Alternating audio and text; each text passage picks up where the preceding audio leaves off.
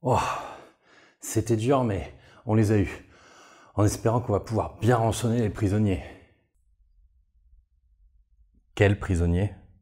Bah, ceux-là, on les a capturés, c'est tout bon pour nous. Ah, mais il y a méprise, hein, ceux-là on les garde pas. Allez hop, zigouille-moi tout ça. Mais c'est pas ce qu'on fait d'habitude. D'habitude on fait ça entre chevaliers. Tu vois des chevaliers dans les prisonniers? Non, mais... Allez zou, emballez c'est pesé.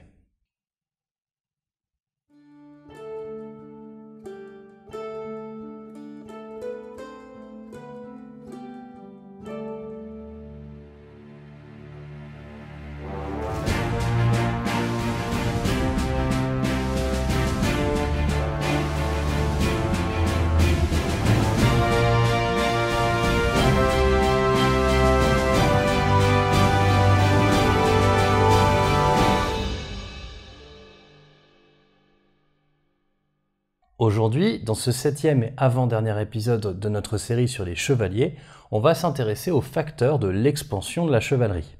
tant au sein de la chrétienté qu'à ses frontières. Et pour ça, on va se servir du premier fait d'armes des chevaliers teutoniques en Europe de l'Est, on va parler de la croisade prussienne. Expression qui désigne en réalité une série de croisades et de campagnes de conquête dans la Prusse entre 1217 et 1274 et qu'on peut étendre jusqu'à 1294. Les populations sur place étaient nommées les Prussiens ou Pruten et étaient alors païennes. Mais ça nous dit pas grand-chose au fond.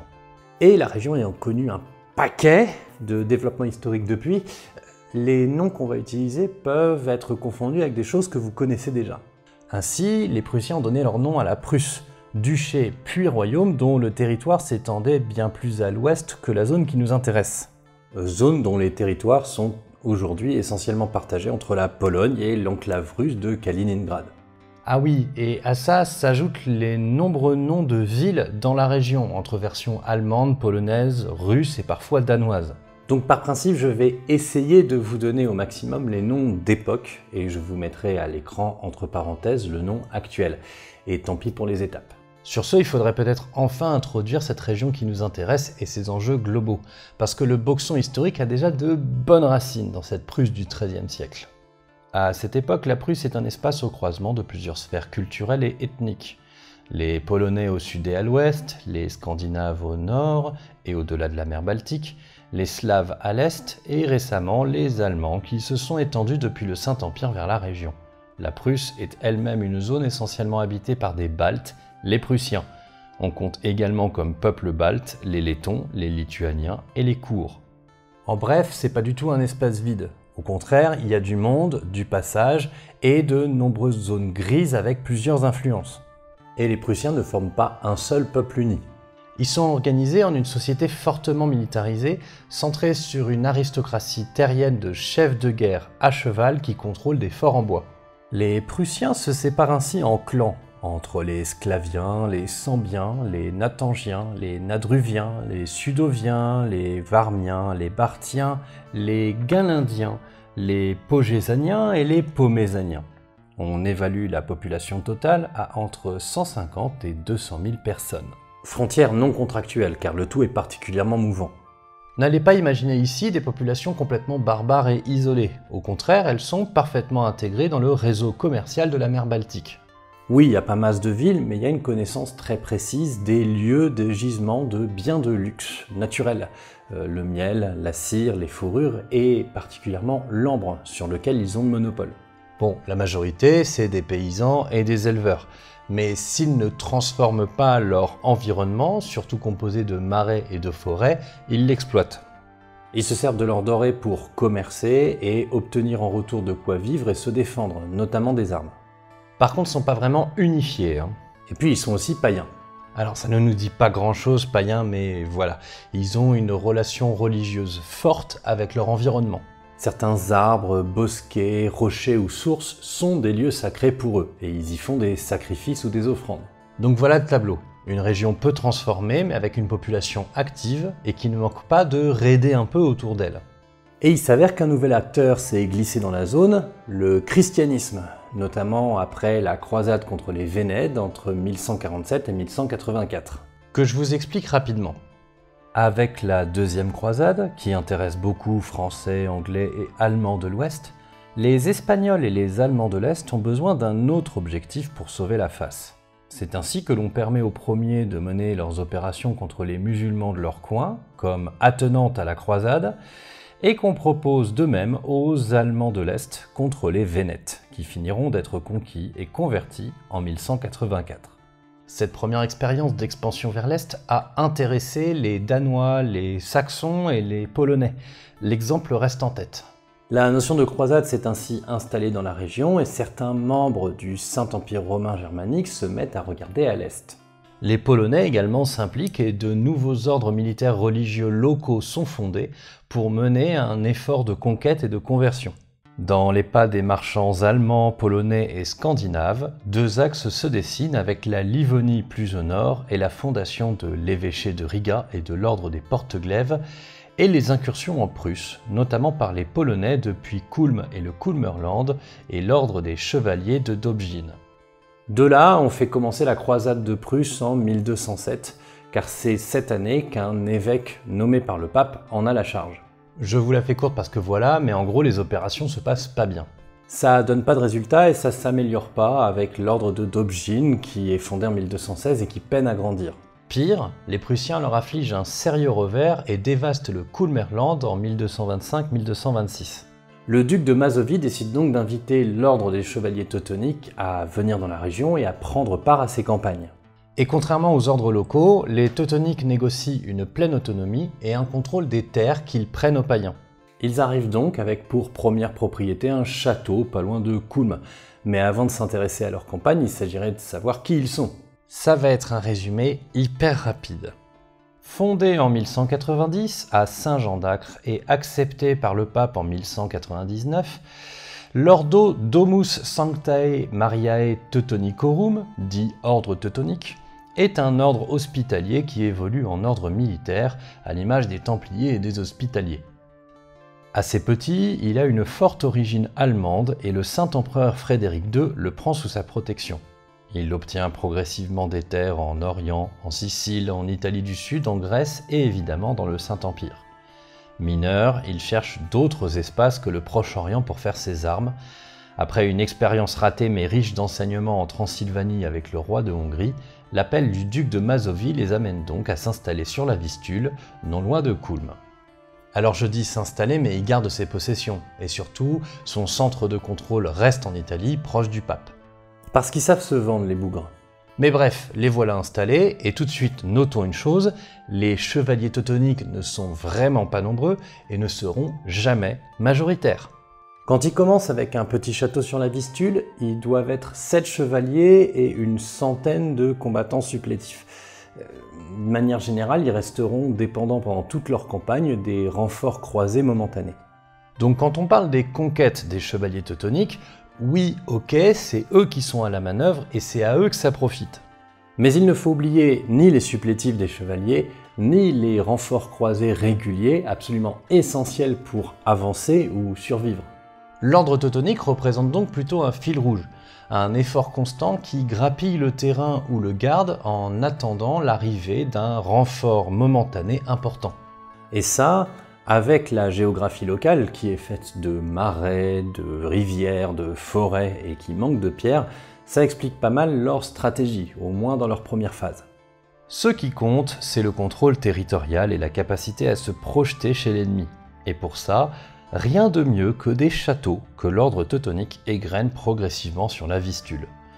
En sécurisant d'abord le Kulmerland, notamment avec Kulm et Thorn en 1231, il profite d'un renfort important de croisés polonais et allemands en 1232 pour remonter le fleuve et fonder Marienwerder puis Reden.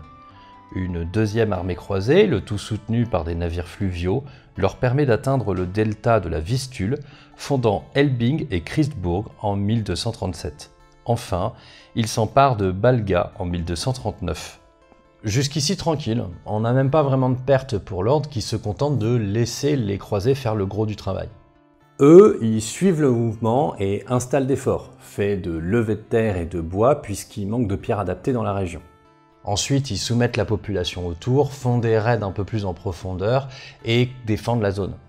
En fait, c'est comme taper avec un cactus. Le cactus, c'est l'armée croisée, et les épines qui restent, c'est l'ordre teutonique. Ah, et entre-temps, l'ordre des Porte-Glaives a été battu à la bataille de la Saule en 1236. Ça ne concerne pas vraiment la Prusse, mais l'ordre teutonique en profite pour les absorber. Pour éviter de nous disperser, je mets donc la Livonie entièrement de côté. Bref, cette croissance hyper rapide, les Teutons l'exploitent parce qu'ils ont des compétences et qu'ils ont des liens très forts avec la société allemande. Déjà, les dons sont multipliés et surtout, ils promeuvent et défendent les marchands, artisans et colons avec lesquels ils font affaire. Et cette première poussée, en moins de 20 ans, a redessiné les routes commerciales, en les imposant en partenaires idéaux et en changeant les habitudes prussiennes. Par contre, ça a deux mauvais effets. 1. Leur croissance territoriale les étale, vu que leurs effectifs suivent peu. 2. Ils représentent une concurrence commerciale. Et ça concerne aussi des chrétiens. Car contrairement à ce qu'on pourrait croire, les chevaliers teutoniques ont deux types d'adversaires à gérer durant leur croisade. Les Prussiens, évidemment, mais aussi des concurrents chrétiens, comme d'autres ordres religieux, les Polonais ou bien des princes allemands.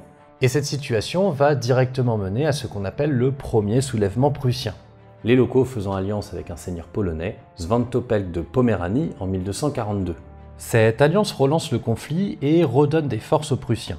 Tandis que Svantopelk utilise ses forces fluviales, les locaux multiplient les raids et mettent sous pression les chevaliers teutoniques qui perdent terres et châteaux, notamment dans le Kulmerland. Défaits à Rensen, qui leur coûte en chevaliers, il ne leur reste plus que 3 châteaux, Thorn, Kulm et Reden.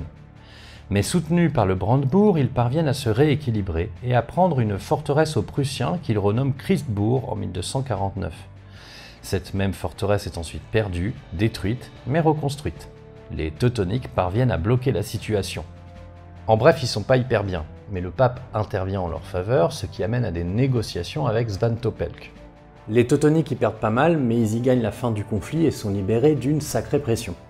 Ils doivent accepter de partager le delta de la Vistule avec Svantopelk, doivent accepter la colonie mise en place par Lubeck à Elbing, partager le Kulmerland et accepter de laisser le Samland au roi de Norvège si ce dernier arrive à s'y installer le premier.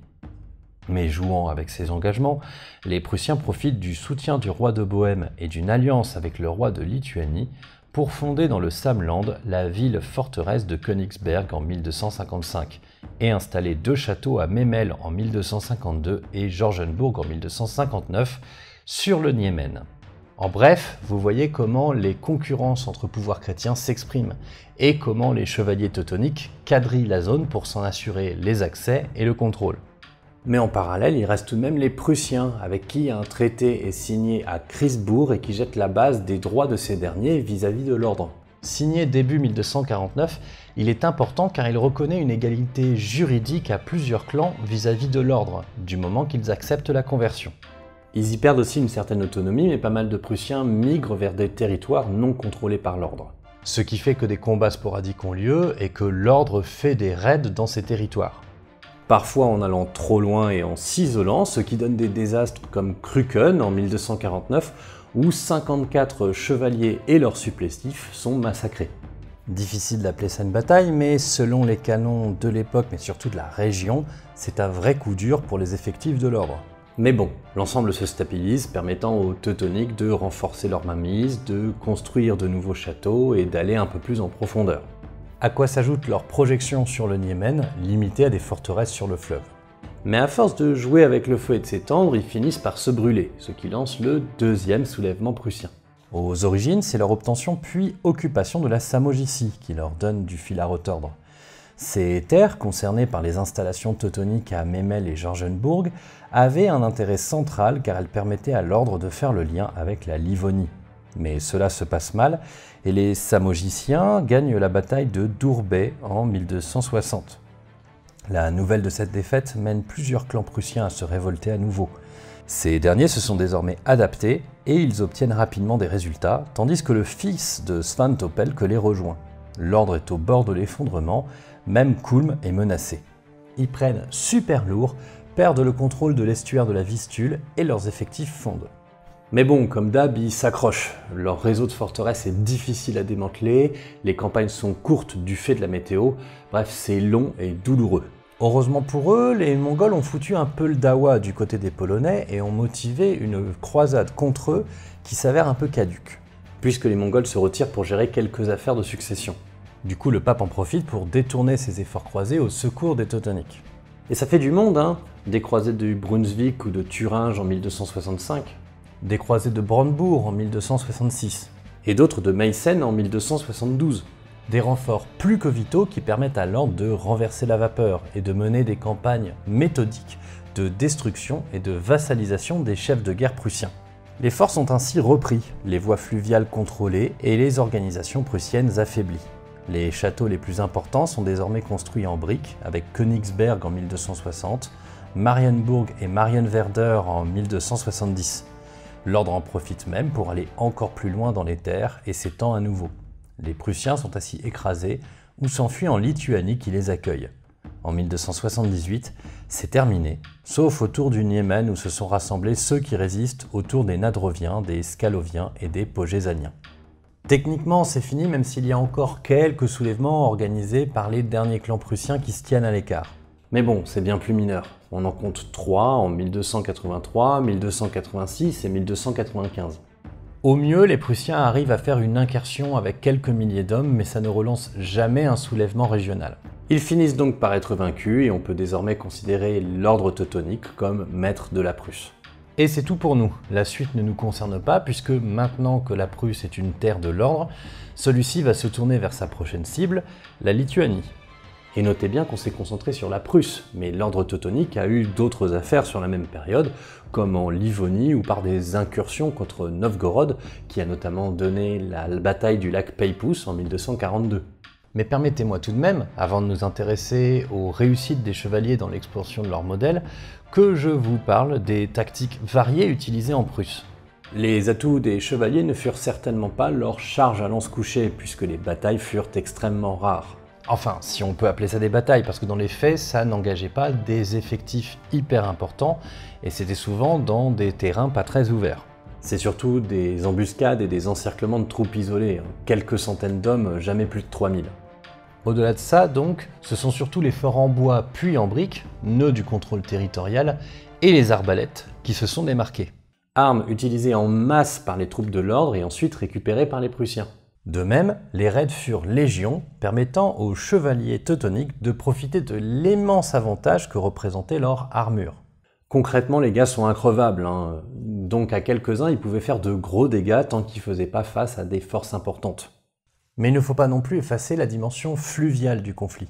Le contrôle de la Vistule, du Niémen et de leurs affluents ont clairement ouvert la région. Ainsi, Polonais, Scandinaves, Allemands et ordres teutoniques développent leur flottille de Kog et de Boldskip, leur permettant de mener des opérations rapides et d'avoir un soutien logistique important. Bref, les forces des chevaliers teutoniques ne sont clairement pas là où on les croirait usuellement.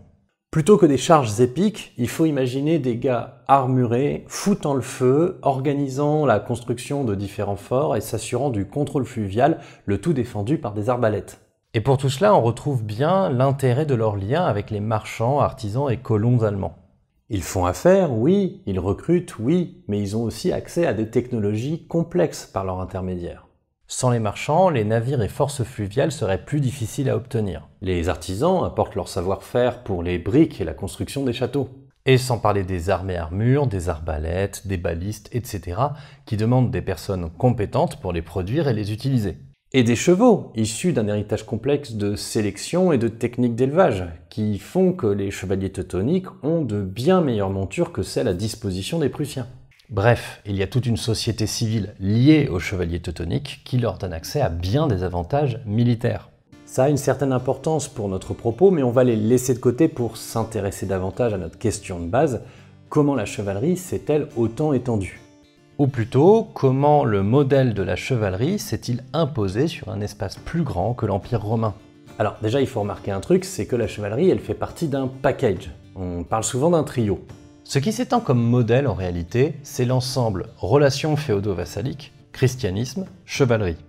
En gros, ces trois-là, ils vont ensemble, même si évidemment il y a des variations régionales. Et que tout ça, ça a des outils, comme le château, l'église et le clergé, le moulin. On pourrait aussi parler des communautés rurales et urbaines, la place de la monnaie, de l'artisanat. Mais bon, on va pas non plus pouvoir se faire toute la société médiévale d'un tenant. Bref, si j'appuie sur ce trio christianisme, vassalité, chevalerie, c'est parce que, dans son expansion, la chevalerie n'est qu'un des vecteurs qui appuie et s'appuie sur les deux autres. Bon, en premier lieu, faut tout de même voir que la chevalerie, elle s'impose d'abord au sein du monde chrétien. Et pour voir pourquoi, il faut revenir aux origines. Souvenez-vous, dans le premier épisode, nous avons pu voir comment nous sommes passés de la cavalerie carolingienne à la chevalerie progressivement. On peut assez clairement poser les origines de la chevalerie dans ce bassin carolingien, faisant qu'à la fin du XIe siècle, tout ça s'est assez bien installé en France et dans le Saint-Empire. Et la suite, ça va s'écrire avec les premières victoires de cette cavalerie lourde, vécue comme fondatrice de la chevalerie. J'ai nommé Hastings et la première croisade. On pourrait y rajouter la conquête de la Sicile et du sud de l'Italie par les Normands. Et ces événements fondateurs ont des effets sur le monde chrétien, mais aussi sur la place de l'aventurisme chez les chevaliers, qui ont, dès leurs origines, obtenu de grands faits d'armes en allant loin. Voyez plutôt. Du fait des Normands, l'Angleterre, la Sicile et le sud de l'Italie sont conquis et réorganisés selon le modèle vassalique par des chevaliers, ce dont on a pu observer les effets dans notre deuxième épisode. Les royaumes chrétiens espagnols sont influencés par le Languedoc, comme on a pu le voir avec le troisième, tandis que le Saint-Empire pousse vers l'est et y implante son modèle. Si les pays scandinaves sont plus influencés par le christianisme et gardent un modèle propre, les différentes croisades amènent la chevalerie au Moyen-Orient, mais surtout, sur leur chemin, l'installent avec la féodalité en Croatie, dans les Balkans, puis en Hongrie. On peut noter aussi la christianisation, puis l'intégration dans le Saint-Empire de la Bohême. Et enfin, la conversion du royaume de Pologne, puis son intégration dans les stratégies matrimoniales ouest-européennes, finissent d'implanter la chevalerie partout. Vous comprenez ainsi le pourquoi du triptyque. Parfois, c'est l'Église qui s'impose, et on importe ensuite le modèle féodal des familles aristocratiques et la chevalerie.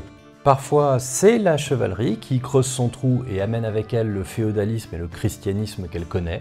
Et d'autres fois, ce sont des mariages et mises en place de titres qui amènent la chevalerie alors que la conversion n'avait rien changé.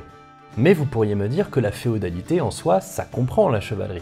On a déjà vu qu'elle en est un des rouages et fonctionne à travers les relations de service qu'elle représente. Mais il ne faut pas oublier, comme dans l'épisode précédent, que la chevalerie, c'est aussi une culture, un imaginaire, des valeurs, etc. Ainsi, les chevaliers se reconnaissent entre eux. Et, aidés par les relations matrimoniales, l'Église et le latin comme langue universelle, les discussions possibles entre des régions éloignées sont largement facilitées.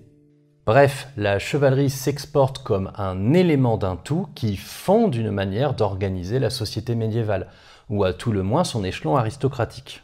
Sur le chemin, il y a quelques conquêtes. Parfois, c'est par des mariages bien sentis. Et évidemment, les croisades sèment des graines sur leur passage. Enfin, vous voyez l'idée.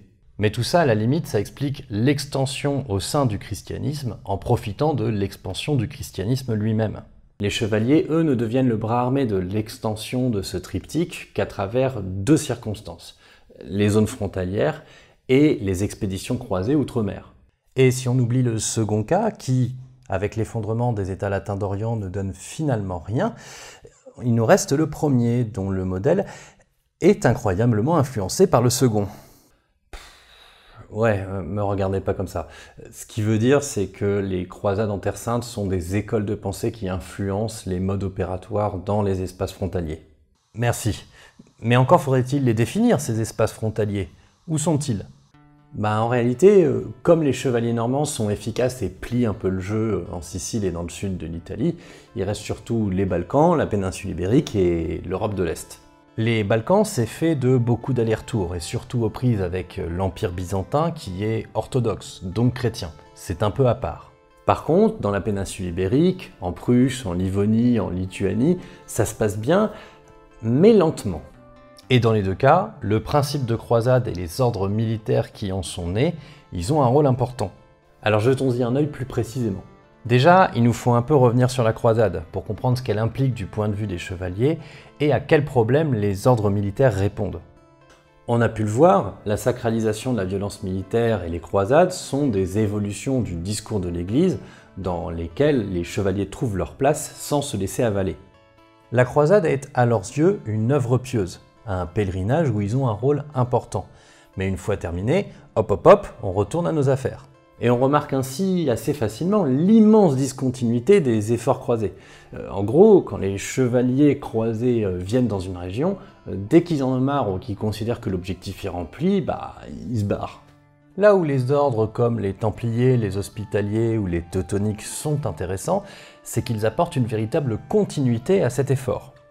Leurs chevaliers, eux, ils s'engagent auprès d'un ordre. Ils se dotent d'une règle monastique, abandonnent leurs biens à l'avantage de cet ordre, et ils se plient à une hiérarchie et à une discipline.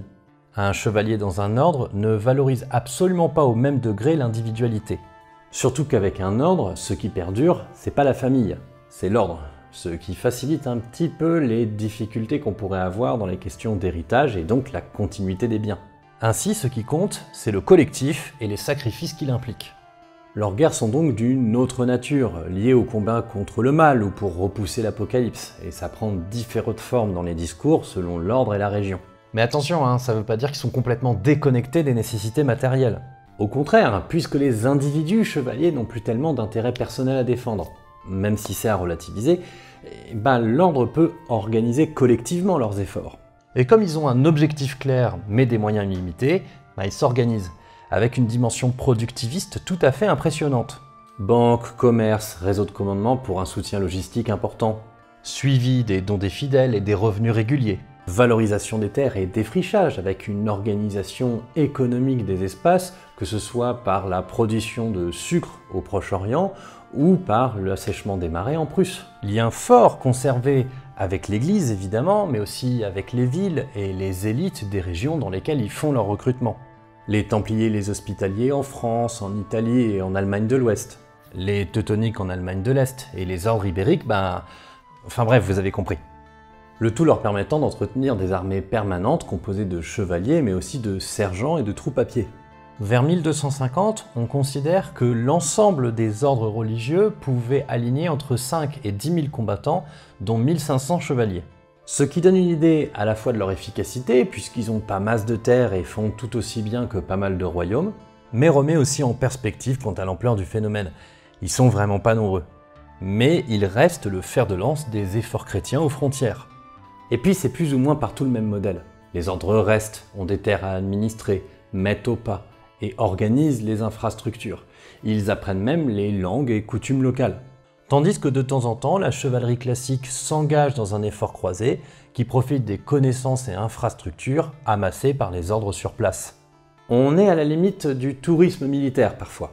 Mais bon, ce qui compte, c'est que ça permet à certains moments des efforts plus importants, permettant aux ordres de s'installer plus loin. Alors évidemment, au Proche-Orient, ça a sa dynamique propre, parce qu'en face, ça arrive à répondre à ce genre de levée importante d'un coup. Et les ordres du Temple et de l'Hôpital ont une mission un peu plus large, un peu de l'ordre de l'effort papal de conserver la notion de croisade dans sa globalité.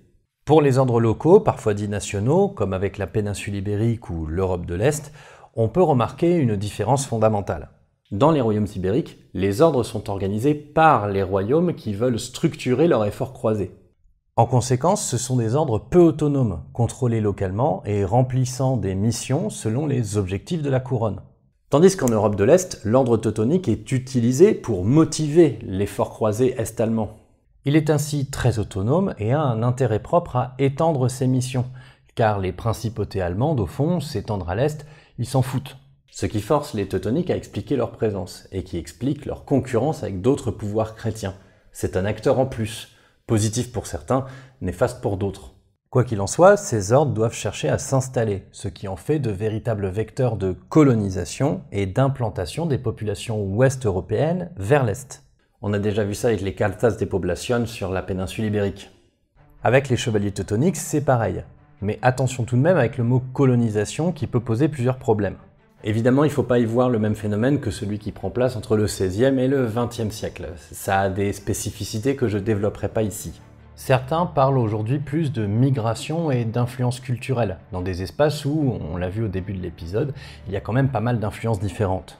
Bref, je vais dire colonisation, mais gardez ça en tête. Cette colonisation, donc, elle est partiellement organisée par l'ordre, ou au moins favorisée par ses efforts, et elle a des effets très pratiques. Bon, disons-le tout de suite, c'est d'abord un fait urbain. La région connaît le développement de villes qui se fortifient. Elles grandissent, s'installent dans le paysage commercial et économique, et gagnent même une certaine autonomie par rapport à l'ordre en s'organisant en communes. Elles tissent ainsi un réseau d'échanges sur le territoire et profitent des extensions de l'ordre et du commerce de la Baltique pour croître. Tandis que l'ordre, lui, profite de leur développement pour installer une administration et un contrôle structuré de la région. D'ailleurs, notez bien que c'est l'ordre teutonique l'autorité. On pourrait dire le prince. Et il ne manque pas de développer tout un programme artistique pour exister dans l'espace urbain. Programme dont on voit encore les traces aujourd'hui, ça participe à la mémoire.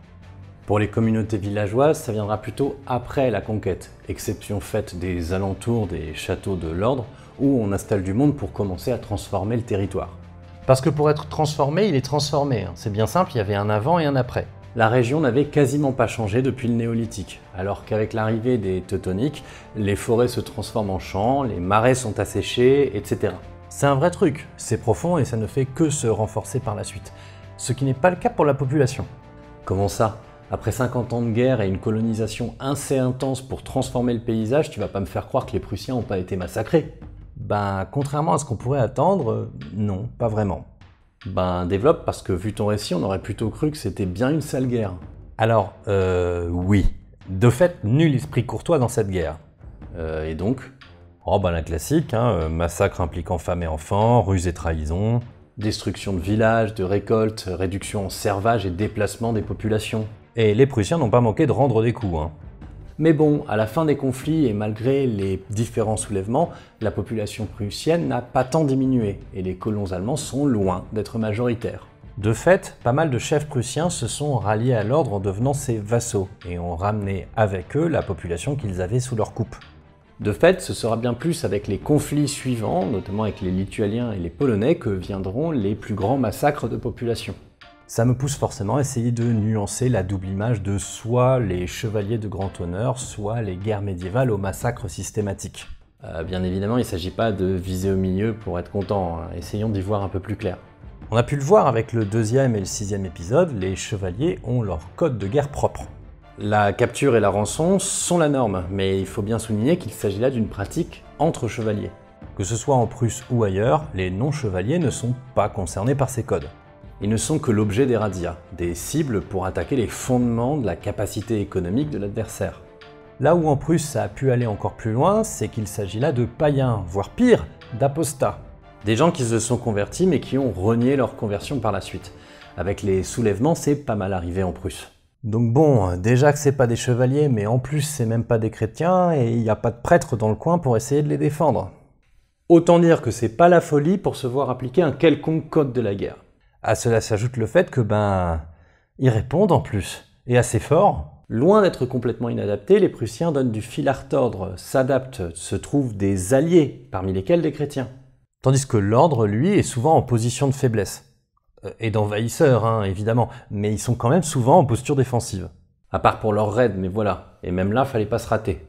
Tout cela fait que rien ne portait les chevaliers teutoniques à avoir un quelconque de guerre ou d'honneur vis-à-vis d'eux, si ce n'est en ce qui regarde la conversion. Donc en opération militaire, ça y allait, mais avec un minimum d'objectifs. En revanche, en dehors de ça, ils avaient quand même besoin de bras pour construire leur fort, retaper la terre, de nouvelles recrues et puis aussi de néo-chrétiens. Faut des résultats, quoi.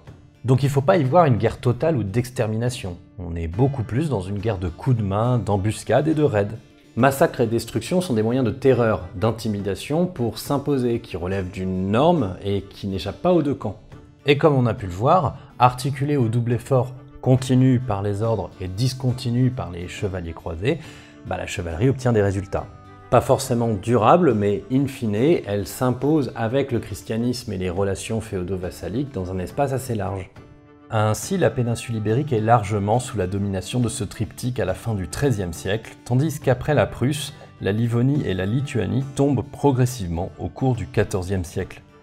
À noter que les États latins d'Orient, ainsi que les États nés du partage de l'Empire byzantin après la 4e croisade, sont éphémères, mais sont de fait des espaces marqués par la chevalerie. En bref, elle s'est pas mal projetée militairement, et on ne parle pas ici des influences culturelles. Bon, elle est aussi passée sous le radar de pas mal de trucs comme l'Empire mongol, mais passons. Ce qui finalement pose question, c'est comment le berceau du triptyque, lien féodo-vassalique, christianisme et chevalerie, a-t-il pu mener un tel effort ? Les forces permettant la constitution des ordres avec des élites militaires ou bien des différentes vagues croisées plus ou moins régulières, elles viennent d'où? Eh ben, je serais assez en mal de vous répondre. On peut explorer des pistes, mais c'est sûrement dû à une multiplicité de facteurs. Culturels, politiques, religieux, sociaux, économiques, démographiques. Bon, on va pas faire le tour ici. Mais quand même, je vais vous poser ici quelques propositions. Déjà, pour l'ordre teutonique, soulignons que leur contribution est majeure du fait de leur structuration de l'effort de conquête. Or, quand on se penche sur les origines sociales des chevaliers les composants, on se rend compte d'une chose. Ils sont essentiellement issus des échelons les plus bas de la chevalerie allemande. Pour 3/4 d'entre eux, ce sont des ministeriales. Et ça nous enseigne une chose que l'on retrouve dans les autres frontières. Les chevaliers qui acceptent de s'engager à ce point sont ceux qui sont plutôt bloqués dans la hiérarchie de la chevalerie. Les descendants de puissants seigneurs, les chevaliers vassaux bien installés, ils n'ont absolument aucun intérêt à abandonner tous leurs biens.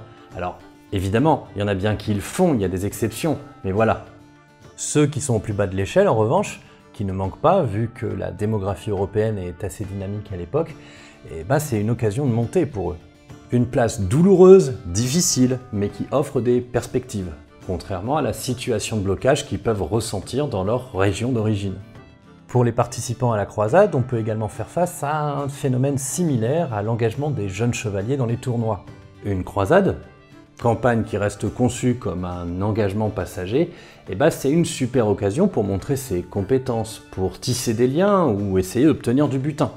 Une occasion que devaient particulièrement chercher les chevaliers en bas de l'échelle ou bien les cadets qui avaient peu de perspectives d'héritage.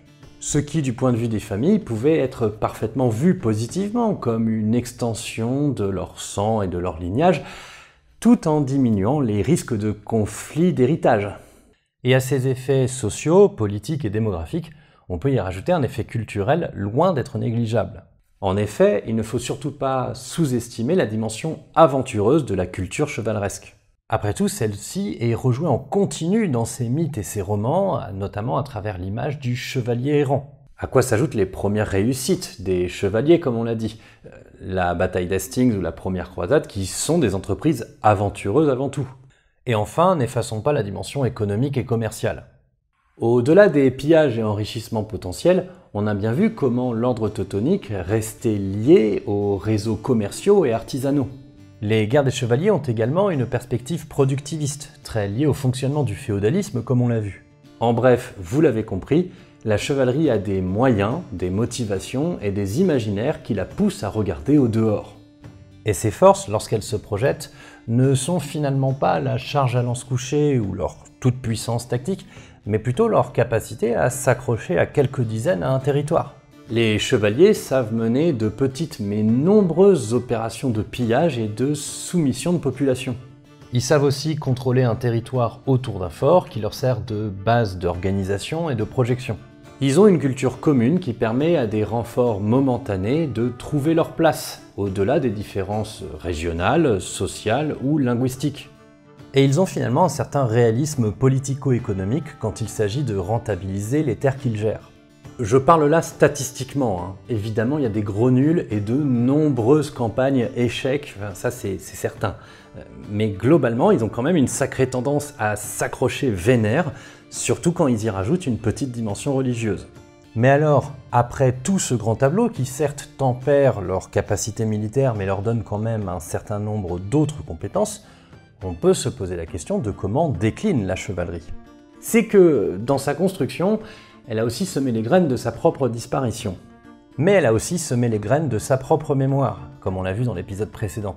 Ce qui fait que le thème du déclin ou de la mort de la chevalerie nous hante encore. Et je crois qu'il y a là le sujet tout choisi pour notre dernier épisode de cette série. Comment la chevalerie disparaît ou plutôt évolue et pourquoi on nous bassine encore autant avec l'idée de déclin de la chevalerie. Et voilà, c'est la fin de cet épisode, j'espère qu'il vous a plu. Quant à moi, je vous remercie de m'avoir écouté et je vous souhaite une bonne journée.